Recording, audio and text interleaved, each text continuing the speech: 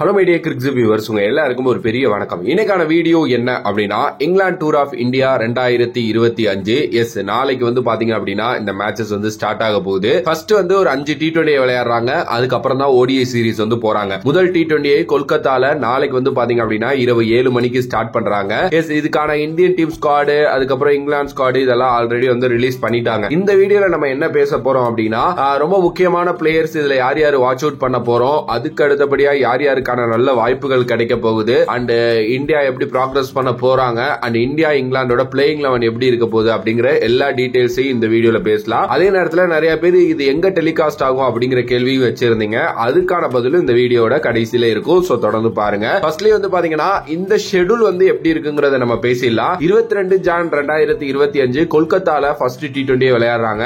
அடுத்து 25 ஜான் 2025 சென்னையில second T20, 28 Jan 2025 ராஜ்கோட்ல தேர்ட் T20, 31 ஜான் 2025 புனேல ஃபோர்த் T20, அடுத்து லாஸ்டா 2 பிப்ரவரி 2025 மும்பைல வந்து நடக்குது. சோ இதுதான் 5 T20. எல்லா மேட்சுமே இரவு 7 மணிக்கு இந்தியன் டைம் ஸ்டாண்டர்டுக்கு ஆரம்பிக்கும் அப்படின்னு வந்து சொல்லலாம். ஓகே, இந்தியாவோட ஸ்குவாட் ஆல்ரெடி ரிலீஸ் பண்ணிருந்தாங்க. இதுல வந்து வாட்ச் அவுட் பிளேயரா போறது வந்து முகமது சமி தான். முகமது சமி நமக்கு தெரியும், 34 வயசு ஆகுது, ஒரு பயங்கரமான வெட்டீரன் கிரிக்கெட்டர் அப்படின்னே சொல்லலாம். எஸ், அவர் வந்து பாத்தீங்க அப்படின்னா இப்ப T20 டீம்ல ஆட் பண்ணிருக்கிறது. அவர் வந்து ஒரு பெரிய இன்ஜூரிக்கு அப்புறம் திரும்பி வராரு. ஸ்ட்ரைட்டாவே வந்து இந்த ODI 10 ஓவர் மேட்ச் வந்து ஒரு ஆளுக்கு 10 ஓவர் போடணும்ல, அது விளையாட வைக்க வேணாம், ஒரு ஆளுக்கு 4 ஓவர் போடுறது விளையாடட்டும், அதுக்கப்புறம் அப்படியே ODI ஆடட்டும், அப்படியே சாம்பியன்ஸ் டிராபி போட்டுங்கிற கணக்குல தான் அவர் ஆட் பண்ணிருக்காங்க. எஸ், முகமது சமி பொறுத்த வரைக்கும் வந்து இந்த வேர்ல்டு கப் 2023 அப்புறமே அவர் விளையாடல. ஏன்னா ஒரு பயங்கரமான இன்ஜூரி மூலமா அவர் போயிட்டாரு. அதுவும் இந்த ஆங்கிள் இன்ஜூரி அதெல்லாம் வந்துருச்சுன்னா ஒரு ஃபாஸ்ட் பவுலருக்கு ரொம்ப ரொம்ப கஷ்டம். அதுக்கப்புறம் வந்து ஒரு சர்ஜரி முடிஞ்சு இப்பதான் வந்து பாத்தீங்கன்னா திரும்பி வந்திருக்காரு. ரீசன்ட் டைம்ஸ்ல ரஞ்சி ஆனாரு, சையத் முஸ்தக் அலி ஆனாரு, விஜயசாரே ஆனாரு. இது எல்லாமே பெங்காலுக்காக ரொம்ப நல்லா ஆடிட்டு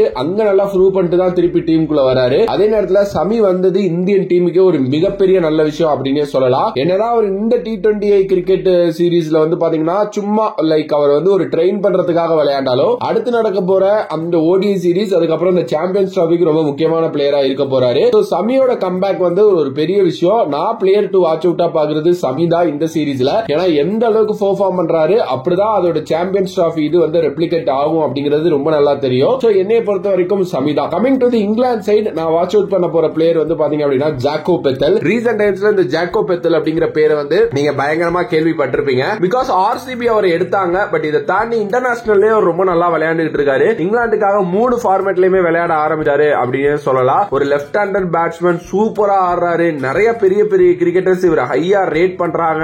இது மட்டும் இல்லாம தேர்ட் யங்கஸ்ட் ஹாஃப் செஞ்சுரியன் இங்கிலாந்துக்காக வந்து பாத்தீங்க அப்படின்னா அவர் தான். ரீசன்ட் டைம்ஸ்ல ஒரு ரெக்கார்டு வேற வச்சிருந்தாரு.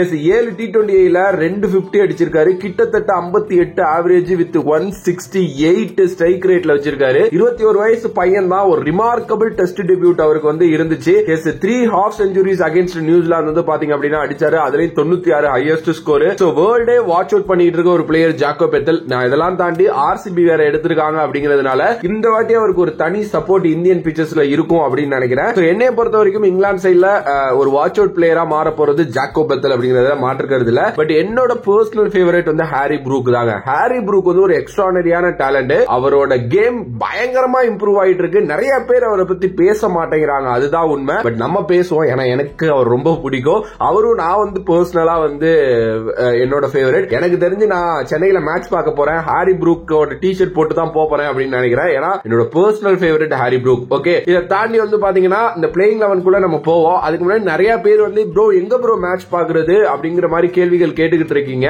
ஹாட் ஸ்டார்ல தான் வந்து பாத்தீங்க அப்படின்னா இது பண்ண போறாங்க. சோ நீங்க ஹாட் ஸ்டார் வச்சிருந்தீங்கன்னா ஹாட் ஸ்டார், இல்ல ப்ரோ நான் டிவில பாப்பேன், எங்க வீட்டுல டிஷ் இருக்கு அப்படின்னீங்கன்னா ஸ்ட்ரைட்டாவே ஸ்டார் ஸ்போர்ட்ஸ்ங்க. அவ்வளவுதான், வேற இதுல ஒரு பெரிய இதெல்லாம் கிடையாது. ஓகே, இது வரைக்கும் வந்து பாத்தீங்க அப்படின்னா இந்தியாவும் இங்கிலாந்தும் 24 முறை வந்து T20 ஐஸ்ல மோதி இருக்காங்க. அதுல இந்தியா 13 முறை வின் பண்ணிருக்காங்க. இங்கிலாந்து வந்து பாத்தீங்கன்னா 11 முறை வின் பண்ணிருக்காங்க. சோ இந்தியா தான் அதிகமா இருக்காங்க. பட் இந்த சீரிஸ் ரொம்ப முக்கியமான சீரிஸ். ஏன்னா இந்தியன் மண்ணில் வந்து இந்தியாவை வந்து இங்கிலாந்து வந்து தோக்கடிச்ச பல வருஷங்கள் ஆச்சு அப்படிங்கிற மாதிரிலாம் சொல்லப்படுது. சோ பாப்போம் ஏதாவது ரெக்கார்டு முடிச்சு விடுறாங்களா காம்பீரன் கோ அப்படின்னு சொல்லிட்டு. இந்தியாவோட பிளேயிங் 11 சஞ்சு சாம்சன், அபிஷேக் சர்மா தான் ஓபன் பண்ணுவாங்க. ஏன்னா 2 பேருமே ரொம்ப நல்லா ஆடி இருக்காங்க. திலக் வர்மா கண்டிப்பா ஒன் டவுன் பொசிஷன் எடுத்திருப்பாரு. ஏன்னா செமையான செஞ்சுரிஸ் எல்லாம் அடிச்சுட்டு திருப்பி வராரு அப்படிங்கிறதுனால அவருக்கு தான் அந்த இடம். சூரியகுமார் யாதவ் கேப்டன், அவர் தான் அந்த 4th டவுன்ல இறங்குவாரு. ஹர்திக் பாண்டியா கண்டிப்பா ஆடுவாரு. ரிங்கு சிங் அவரும் இருப்பாரு. நிதிஷ்குமார் ரெட்டி அவரும் இருப்பாரு. அக்ஷர் பட்டேல் இருப்பாரு. ஹர்ஷதீப் சிங் இருப்பாங்க, முகமது சமி, வருண் சக்கரவர்த்தி. இதுதான் வந்து பாத்தீங்க அப்படின்னா என்னைய பொறுத்த வரைக்கும் இந்தியாவோட பிளேயிங் 11 இருக்கும்.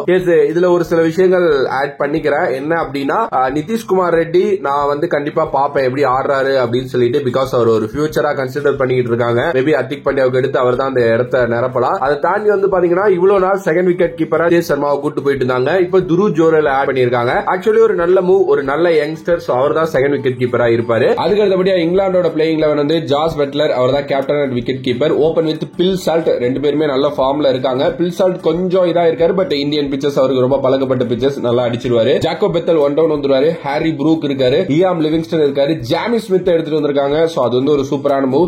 கஸ் அட்கின்சன் இருக்காரு, ரெகான் அஹ்மத், அந்த பையன் ரொம்ப வருஷமா இருக்கான் டீம்ல, பட் வாய்ப்புகள் அங்கங்க கிடைக்க மாட்டேங்குது. எனக்கு தெரிஞ்சு இந்த வாட்டி ட்ரை பண்ணி பாப்பாங்க அப்படின்னு நினைக்கிறேன். அதில் ரஷீத் இருக்காரு, Jofra Archer is back. Yes obviously அதை சொல்ல மறந்துட்டேன் நானு. அவர் திரும்பி வந்துட்டாரு, அவர் இருப்பாரு. மார்க் கூட்டு வந்து இருப்பாரு. இதுதான் வந்து பாத்தீங்க அப்படின்னா இங்கிலாந்தோட பிரெடிக்டட் பிளேயிங் 11 இருக்கும். கண்டிப்பா ரொம்ப ஒரு முக்கியமான ரொம்ப ஜாலி பண்ண போற ஒரு என்டர்டைன்மெண்டான ஒரு இதுவா இருக்கும் அப்படின்னு நினைக்கிறேன் இந்த சீரீஸ் ஃபுல்லாவே. அண்ட் இதை தாண்டி வந்து பாத்தீங்கன்னா ஒரு சின்ன விஷயம், இங்கிலாந்து அவங்களோட ஃபுல் ஸ்ட்ரென்த் ஸ்குவாடோட உள்ள வராங்க. இந்தியா அப்படி கிடையாது. இந்தியா நிறைய யங்ஸ்டர்ஸ் தான். ஃபுல் ஸ்ட்ரென்த் ஸ்குவாட் அப்படின்னு என்னால சொல்ல முடியாது. பிகாஸ் ஒரு பும்ரா இல்ல, எஸ்எஸ்வி இல்ல, அதுக்கப்புறம் ஒரு கில் இல்ல, இன்னும் சொல்லிக்கிட்டே போகலாம். அது மாதிரி ஒரு சில பிளேயர்ஸ் வந்து இல்ல. ஓகே, பட் பாப்போம் இந்தியா எப்படியும் இந்த சீரீஸ் வின் பண்ணிடுவாங்கன்னு எனக்கு ஒரு நம்பிக்கை இருக்கு. நீங்க உங்களோட கருத்தை மறக்காம கமெண்ட் பாக்ஸ்ல கமெண்ட் பண்ணுங்க. If you like the video please like, share and subscribe to நம்மளோட கிரிக்ஸிப் சேனல். வேற ஒரு வீடியோல வேற ஒரு கான்செப்ட்ல உங்களை சந்திக்கிறேன். Another pack from this is VJ Mani. Love you all, stay safe மக்களே.